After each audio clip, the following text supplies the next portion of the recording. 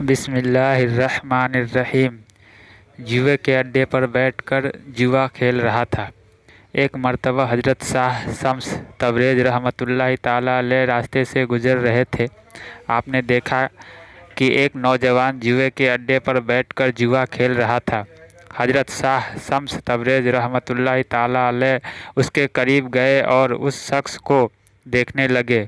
اس نوجوان نے کہا، اے بابا، کیا دیکھتے ہو؟ جوا کھیلو گے کیا؟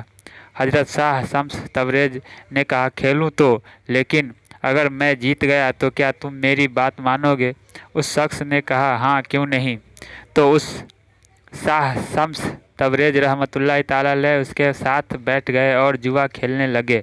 بالآخر جب اس کھیل میں شاہ شمس تبریز جیت گئے، پھر آپ نے فرمایا، اے نوجوان، میں نے کہا تھا کہ اگر میں جیت گیا تو تم میری بات مانو گے۔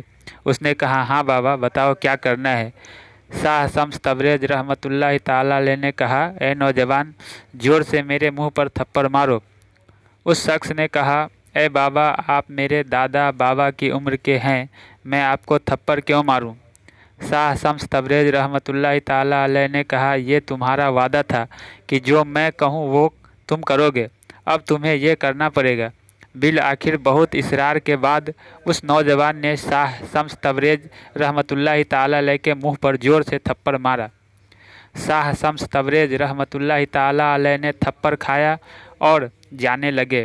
اس نوجوان نے اس جگہ کو چھوڑ کر شاہ شمس تبریز رحمۃ اللہ تعالیٰ علیہ کا پیچھا کیا اور کہنے لگا، اے بابا، تم کھیل جیت بھی گئے اور اپنے آپ کو تھپڑ بھی مروایا، مجھے یہ بات سمجھ میں نہیں آئی۔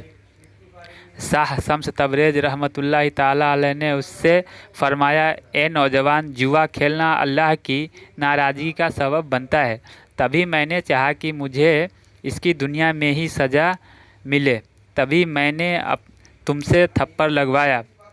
وہ شرمندہ ہو گیا اور نظریں جھکانے لگا، اور شاہ شمس تبریز رحمۃ اللہ تعالیٰ علیہ آگے چلنے لگے تو وہ شخص پھر سے بھاگ کر آپ کے پاس آیا اور کہنے لگا، اے بابا، جوا تو میں بھی کھیلتا ہوں، تو سزا تو مجھے بھی ملنی چاہیے۔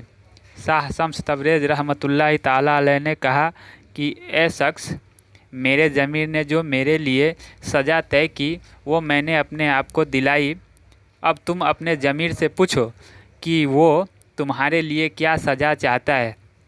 تو وہ شخص سوچنے لگا، تبھی شاہ شمس تبریز رحمۃ اللہ تعالیٰ علیہ نے کہا، اے شخص، اللہ بہت معاف کرنے والا ہے، اگر تم اپنے اس عمل پر پریشان ہو تو جاؤ اور اپنے آپ سے یہ وعدہ کر لو کہ تم آج کے بعد یہ عمل نہیں کرو گے اور اپنے آپ کو تلاش کرنے کی کوشش کرو اور علم حاصل کرنے میں مگن ہو جاؤ۔ پھر وہ شخص سارے برے کام چھوڑ کر علم حاصل کرنے میں لگ گیا اور اللہ کی رحمت سے ایک نیک انسان بن گیا۔